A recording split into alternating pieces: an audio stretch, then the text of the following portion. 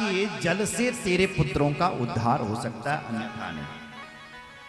इसलिए स्वर्ग से सुरसरी गंगा जी धरती पर उतरे, तब वो सागर तक पहुंचे, तब जाकर के उसके गंगा जी के जल से जब इनकी भस्म टच होगी तब इनका उद्धार होगा। तो सगर महाराज क्या करे? तो सगर की 2 पत्नी थी, केसनी और सुमति। सुमति के 60,000 पुत्र हुए और केसनी का फिर एक पुत्र हुआ असमंजस।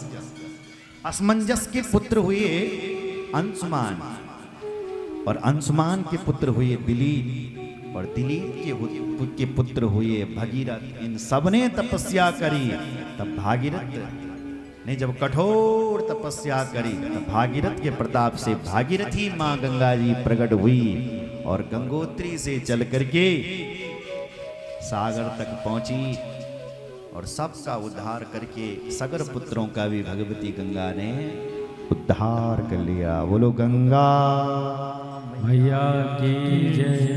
हर हर महादेव। आगे आगे भगीरथ चल रहे थे, पीछे पीछे भागीरथ ही चल रही थी। तब जाकर के सगर पुत्रों का महाराज भगीरथ अपने पूर्वजों का उद्धार करे। इन्हीं भगीरथ जी के वंश में आगे जाकर के ऋतुपर्ण हुई।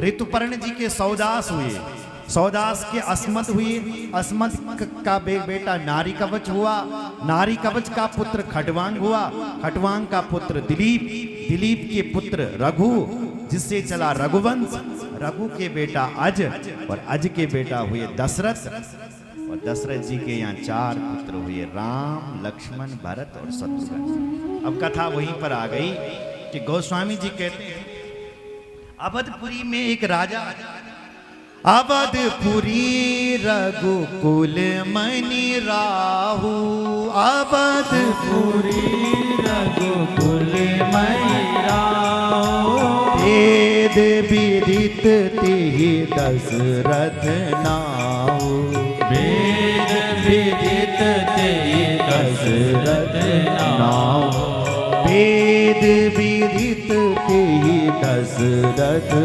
नाहु, वेद विदित तेहि दशरथ नाहु। तो इसी रघुकुल में एक दशरथ जी हैं, जिन दशरथ जी की 3 पत्नियां हैं, लेकिन तीनों की कोई संतान नहीं। अपने गुरुजी के पास गए, गुरु गृह गयो तुरंत महिपाल, चरण लाग करी विनय विशाला। चरणों में प्रणाम किया अपने गुरुदेव का, गुरुजी मेरी कोई संतान नहीं है। गुरुजी ने कहा यज्ञ कराओ। कौन सा यज्ञ? बोले पुत्रेष्ठ यज्ञ। तो किससे कराएं गुरुजी? बोले श्रृंगी ऋषि को बुलाओ। श्रृंगी ऋषि को बुलाया महाराज। श्रृंगी ऋषि वशिष्ठ बुलावा, पुत्र काम से यज्ञ करावा। और पुत्र कामना के लिए सुंदर सा यज्ञ करवाने लगे। यज्ञ पूरा हुआ, भगवान अग्नि देवता प्रकट हो गए। अग्नि देवता ने खीर अपने हाथ में लेकर के प्रकट हो गए और वो खीर दशरथ जी को दी और कहा कि अपनी पत्नियों को खिलाओ। दशरथ जी ने एक भाग उसका कौशल्या को दिया और एक भाग उसका केकई को दिया और कहा कि सुमित्रा को भी देना। कहा कि ठीक है। तीनों रानी लेकर के गए और अपने अपने भाग से कौशल्या ने और केकई ने सुमित्रा को भी दे दिया। बोलो जय श्री राम। और तीनों रानी गर्भवती हो गई। क्या था महाराज? भगवान ने अपना वचन पूरा करने के लिए कौशल्या माँ के गर्भ में आ गए। अच्छा, भगवान को सजा दिया क्या? बोलो रामचंद्र भगवान जय। भगवान की तैयारी कर दो आने की।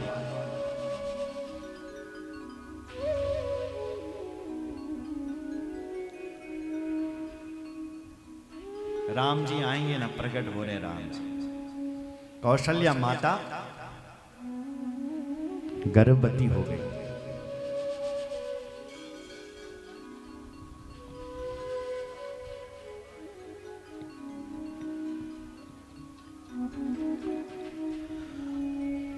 जोग लगन ग्रह पार तिथि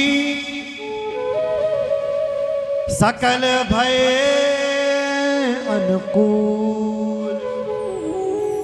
चारों ओर अजर हर्ष जुत, राम जन्म सुख मोल। भगवान की जन्म की तिथि निकट आ गई है महाराज। चैत्र का महीना आ गया, शुक्ल पक्ष आ गया, नौमी तिथि आ गई, अभिजित मुहूर्त आ गया और 12 बजे का समय हो गया। नौमी तिथि मधुमास पुनीता, शुक्ल पक्ष अभिजित हरिप्रीता।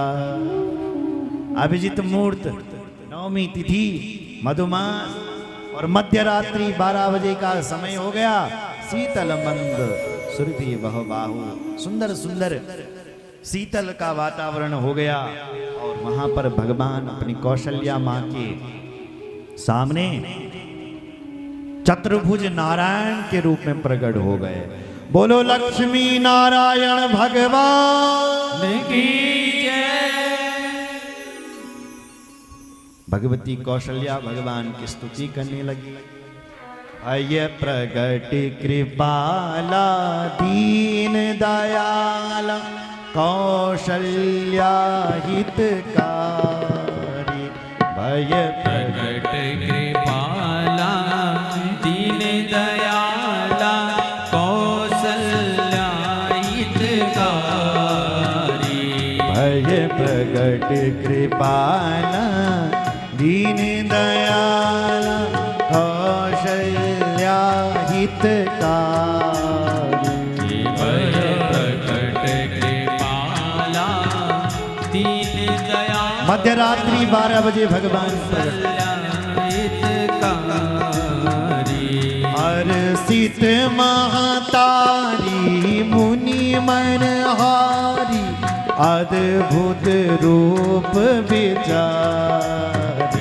हर्षित महतारी मुनि मनहारी, अद्भुत रूप विचारी। लोचन अभिरामा तनु घन श्यामा, निज आयुध भुज चारी। लोचन अभिरामा तनु घन श्यामा, निज आयुध